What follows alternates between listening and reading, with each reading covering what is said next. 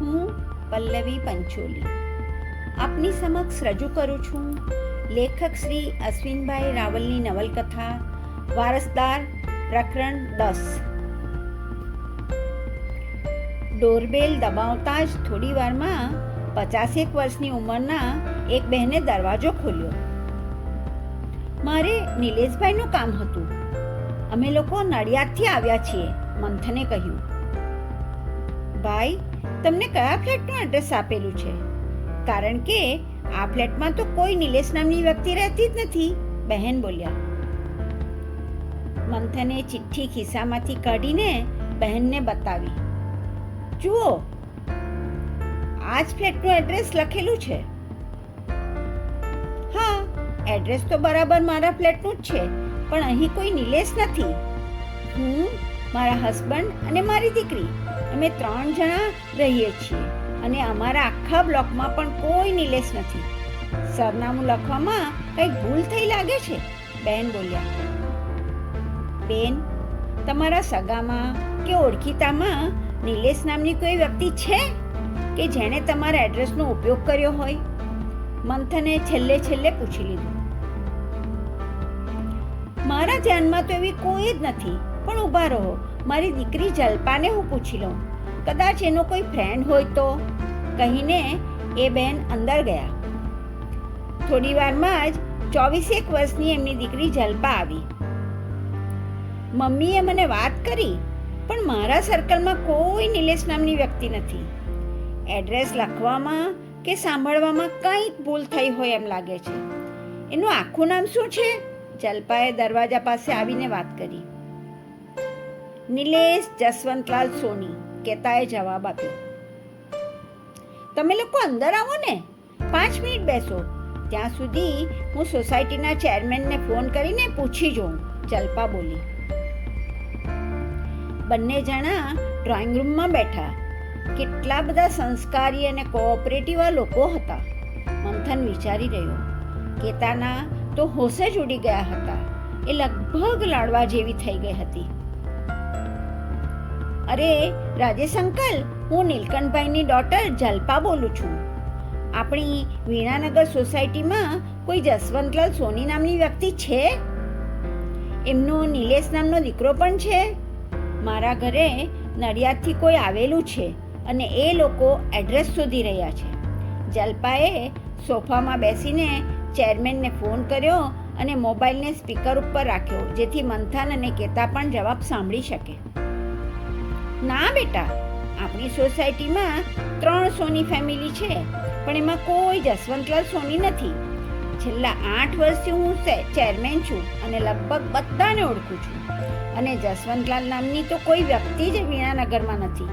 હા, નિલેશભાઈ મહેતા નામના એક વડીલ છે, પણ એ પોતે જ 65 વર્ષના છે, ચેરમેને જવાબ આપ્યો અને જલ્પાએ ફોન કટ કર્યો.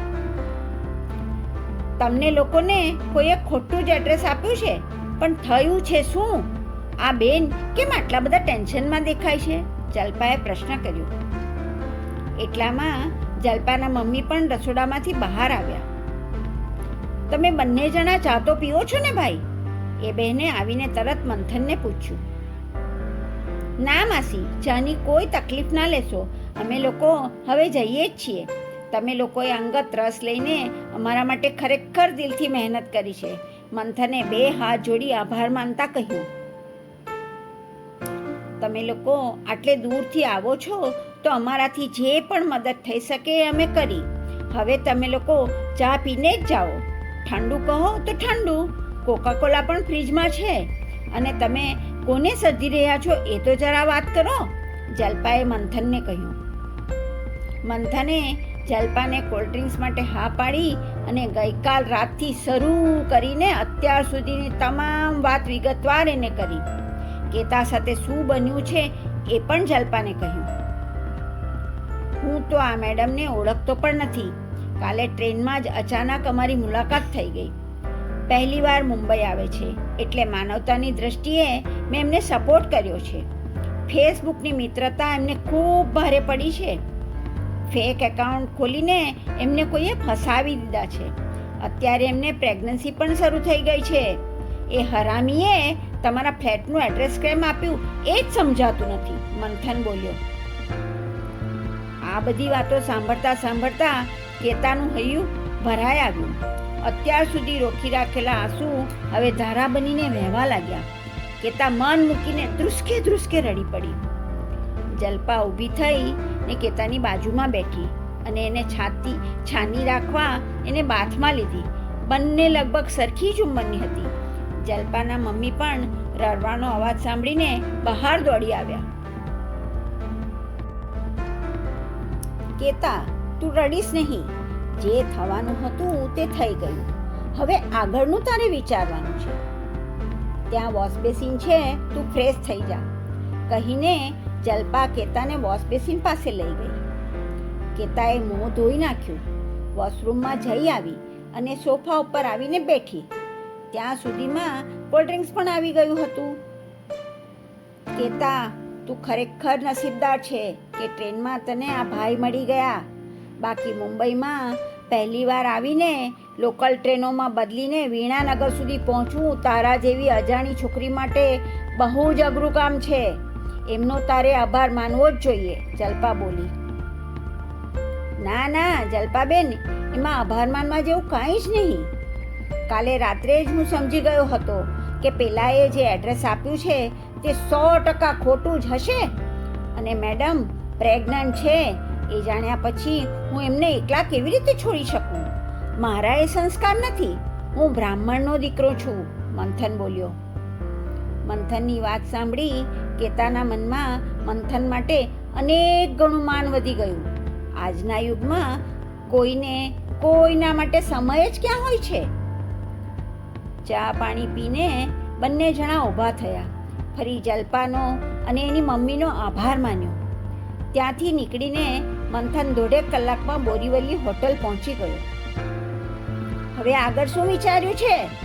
કારણ કે નિલેશ તો હવે આ જિંદગીમાં તમને મળવાનો જ નથી. એણે નંબર પણ બદલી નાખ્યો છે. આપણે પોલીસ કમ્પ્લેન્ટ પણ સાયબર સેલમાં કરી શકીએ છીએ, પણ એનાથી તમારો કોઈ રસ્તો નહીં નીકળે, મંથન બોલ્યો. એબોર્શન કરાવવા સિવાય મારી પાસે કોઈ રસ્તો નથી. હું ખૂબ જ મૂંઝાઈ ગઈ છું. ડૉક્ટરને પણ એબોર્શનનું શું કારણ આપવું? મારે બધો ઇતિહાસ કહેવો પડે અને નડિયાદમાં તો એબોર્શન કરાવી જ ના શકું, કેતા બોલી. હા, એ વાત તમારી સાચી છે. નડિયાદ તો તમારું વતન છે. ત્યાં કોઈક ને કોઈક તો ઓળખીતું મળી જ જાય. અને હવે ડૉક્ટરો પણ ગર્ભપાત કરતા નથી, મંથને કહ્યું. મંથન, તમે મને એક ફેવર કરી શકો પ્લીઝ? અહીં મુંબઈમાં તમારો કોઈ ફ્રેન્ડ કે તમારું કોઈ ઓળખીતું છે જે કોઈ ડૉક્ટરને ઓળખતું હોય? હું હવે તત્કાલ આનો નિકાલ કરવા માંગુ છું. સોરી, હું તમને બહુ તકલીફ આપી રહી છું, કેતા બોલી. એ ખૂબ જ ટેન્શનમાં આવી ગઈ હતી. મુંબઈમાં મારો કોઈ જ અંગત મિત્ર કે સંબંધી નથી. જે અંકલના ત્યાં હું આવ્યો છું એમને પણ આ વાત કરી શકું નહીં. મારો હજુ નવો પરિચય છે. આપણે એક જ કામ કરવું પડશે. કોઈ ગાયનેક ડૉક્ટરને ગૂગલ દ્વારા શોધી કાઢવો પડશે. એને રિક્વેસ્ટ કરીશું, ભલે થોડા પૈસા વધારે લે, પરંતુ રસ્તો તો કાઢવો જ પડશે ને, મંથન બોલ્યો. એણે ગૂગલમાં ગાયનિક સર્જન બોરીવલી સર્ચ કરીને ચંદાવરકર લેન ઉપર ડૉક્ટર ચિત્લેનું એક ક્લિનિક શોધી કાઢ્યું. આપણે અત્યારે જ નીકળવું પડશે. 8 વાગ્યે તો ક્લિનિક બંધ થઈ જશે, મંથન બોલ્યો. મંથન અને કેતા રિક્ષા કરીને 15 મિનિટમાં ડૉક્ટર ચિત્લેના ક્લિનિકમાં પહોંચી ગયા. ડૉક્ટર સાહેબ, હું અમદાવાદથી આવું છું. મારી સાથે ટ્રેનમાં આ મેડમની મુલાકાત થયેલી. એમની આખી સ્ટોરી મેં સાંભળી. ફેસબુકથી થયેલા પ્રેમમાં આ મેડમ ફસાઈ ગયા છે. એમની પાસે જે એડ્રેસ હતું ત્યાં પણ અમે જઈ આવ્યા, પરંતુ એના બોયફ્રેન્ડે એડ્રેસ પણ ખોટું લખાવેલું. સારા ઘરની છોકરી છે, કોઈ પણ હિસાબે નિકાલ તો કરવો જ પડશે સાહેબ, મંથન બોલ્યો. હું જાણું છું કે કાયદો હવે પરમિશન નથી આપતો, પરંતુ કેટલાક વિશિષ્ટ સંજોગોમાં માનવતાના ધોરણે આ કામ કરવું પડતું હોય છે. હું એમને ઓળખતો નથી, તો પણ આજે એમની સાથે છેક મુલુંડ સુધી જઈ આવ્યો. એમને મેં હોટલમાં ઉતારો આપ્યો છે. આપને જે પણ ફીસ લેવી હોય તે લો, પણ આ એબોર્શન કરી આપો પ્લીઝ. ડૉક્ટર થોડી વાર તો કંઈ બોલ્યા નહીં, પણ પછી પરિસ્થિતિની ગંભીરતા સમજીને એમણે સપોર્ટ આપવાનું નક્કી કર્યું. ઠીક છે, તમે બેસો, હું જરા એમની સોનોગ્રાફી કરી ચેકઅપ કરી લઉં, કહી ડૉક્ટર ઊભા થયા અને કેતાને બાજુના રૂમમાં આવવાનું કહ્યું. 10 મિનિટ પછી એ બહાર આવી ગયા. ગર્ભ હજુ ડેવલપ થયો નથી. તમે લોકો કાલે સવારે 9 વાગે ક્લિનિક ઉપર આવી જાઓ. 10 વાગશે. આ ફોર્મ 10,000 થશે. આ ફોર્મ ઉપર તમારા બંનેની સહી કરી દો. અત્યારે તમે 1,000 રૂપિયા ફીના આપી દો, કહીને ડૉક્ટરે એક ફોર્મ એમને આપ્યું. એટલે મંથન અને કેતાએ સહી કરી દીધી. ખૂબ ખૂબ આભાર ચિત્લે સાહેબ. સવારે કેતા આવી જશે. મારે કાલે સવારે એક અગત્યની મીટિંગ છે, એટલે હું નહીં આવી શકું, મંથન બોલ્યો અને એણે 1,000 ચૂકવી દીધા. તમે ના આવો તો કોઈએ તો એમની સાથે રહેવું પડશે, કારણ કે એબોર્શન પત્યા પછી એમને ખૂબ જ નબળાઈ આવી જશે. એ અહીંથી હોટલ સુધી એકલા નહીં જઈ શકે, ડૉક્ટર બોલ્યા. ડૉક્ટર, આપ એક કામ કરી શકો? તમારી કોઈ નર્સને એમની સાથે હોટલ સુધી મોકલી શકો? હોટલ સ્ટેશન પાસે જ છે. એની એ જ રિક્ષામાં નર્સ પાછી આવી જશે. રિક્ષાના જે પણ પૈસા થશે એ કેતા આપી દેશે, મંથન બોલ્યો. ચાલો ઠીક છે, નર્સ એમને મૂકી આવશે, ડૉક્ટર બોલ્યા. તો તમે કાલે નહીં આવો? ક્લિનિકમાંથી બહાર નીકળ્યા પછી કેતા બોલી. હું સવારમાં નહીં આવી શકું, સાંજે તો હોટલ ઉપર આવી જઈશ. જે કામ માટે આવ્યો છું એ કામ કાલે સવારે પતાવવાનું છે અને તમારે ચિંતા કરવાની કોઈ જરૂર નથી. 10,000 પણ હું તમને આપી દઉં છું. તમે આખો દિવસ આરામ કરજો, મંથન બોલ્યો. મંથને બહાર નીકળીને એક દુકાનમાં એટીએમ વિશે પૂછપરછ કરી. 8-10 દુકાનો પછી એટીએમ આવતું હતું. મંથન અને કેતા ચાલતા ચાલતા એટીએમ સુધી ગયા. મંથને 10,000 કેશ ઉપાડી લીધી અને ત્યાંથી રિક્ષા કરી. બંને જણા ફરી હોટલ ઉપર પહોંચી ગયા.